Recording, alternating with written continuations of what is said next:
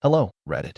I've never posted here before, so I'm not entirely sure how to format this, but I'll do my best to tell my story as clearly as possible. My fiancé, 24F, and I, 27M, have been engaged for over 4 years now. We've known each other since childhood. Our families have been close since high school. When we were younger, there was some light flirting between us, but the age gap made it feel wrong at the time. Later, I moved to another state, and we lost touch for several years.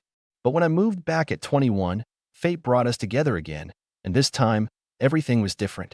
We reconnected, got close quickly, and started dating. It felt perfect, like we were meant for each other. I had never felt that way about anyone before. After a year of dating, I proposed, and she said yes. But shortly after moving in together, something changed. The passion seemed to disappear overnight. We were barely intimate, and I started to feel more like a provider than a partner since I was the only one working.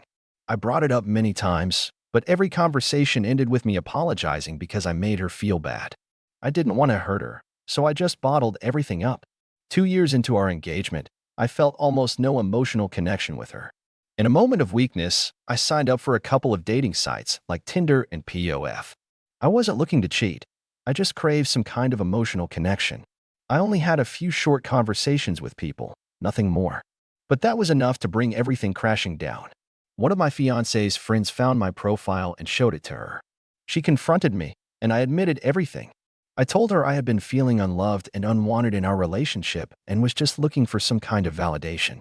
She saw it as 100% cheating. She was devastated, asking me how I could do this to her and how I could betray her trust like that. Looking back, I see how wrong and immature I was. I should have talked to her instead of seeking comfort elsewhere. I apologized, and ever since then, we've been trying to rebuild our trust. It's been 3 years since all of this happened, but I feel like I've been walking on eggshells ever since.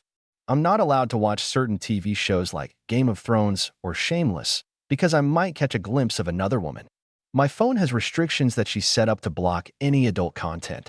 I'm not allowed to see certain friends because she doesn't like them and says they make her uncomfortable. Even when I meet up with the friends she approves of, I have to prove that it's just us and that my friend's wife isn't home.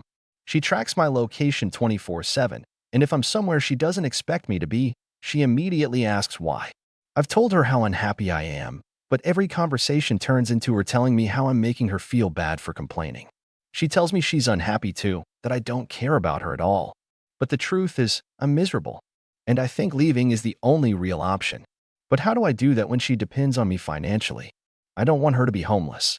I want her to have a chance to get her life together, which is why I've been holding on, hoping I can at least help her get her driver's license and a job. But she has no motivation, no desire to improve her situation. She always has excuses. She's too scared to drive. She's not ready to work. And I'm just exhausted. I don't think I can live like this anymore. Every day, I wake up with a heavy weight on my chest. It feels like invisible ropes tighten around me more and more with each passing hour, with each breath I take.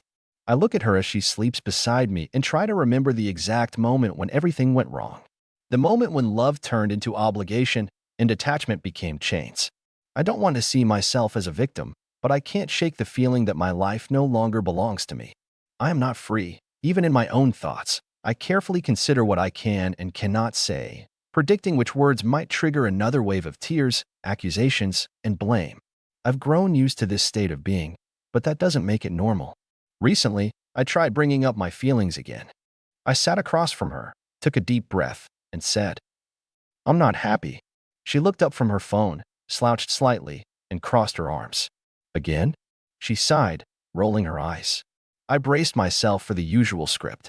She would say that I'm exaggerating, that our relationship is fine and I'm just never satisfied, that my unhappiness is my own fault. "I'm serious," I continued. "I don't feel like myself anymore. I feel like I'm suffocating.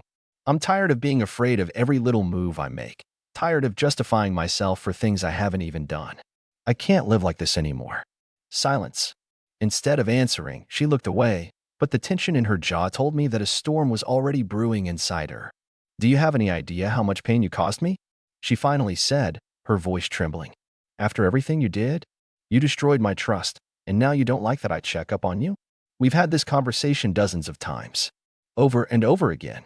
Every time, it ended with me backing down while she cried. And every time, I felt like a monster for daring to ask for something for myself. I've spent 3 years trying to make up for my mistake. I've done everything you wanted. I cut off my friends, gave up my habits, locked myself in this cage. But it never feels like it's enough. How am I supposed to trust you again? Her voice dropped to a whisper. I closed my eyes. We had reached a dead end. That night, I lay awake, staring at the ceiling, listening to the sounds of the city outside. Life was moving forward while mine had been stuck in an endless loop, repeating the same day over and over again. The next day, I came home from work and found her crying. I know you want to leave, she said between sobs. I can feel it. I didn't know what to say. I'm scared that if you go, I'll have nowhere else to go. Her words cut deeper than I expected. I never wanted to be the reason for someone's fear. You can find a job. You can build your own life. I'll help you. She shook her head. I can't do it without you. And in that moment, I realized, I'm not just a prisoner in this relationship. I'm the only thing holding her world together. But who is holding mine?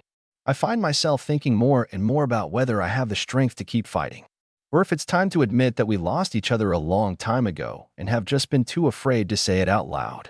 I think I already know the answer. But do I have the courage to take that final step?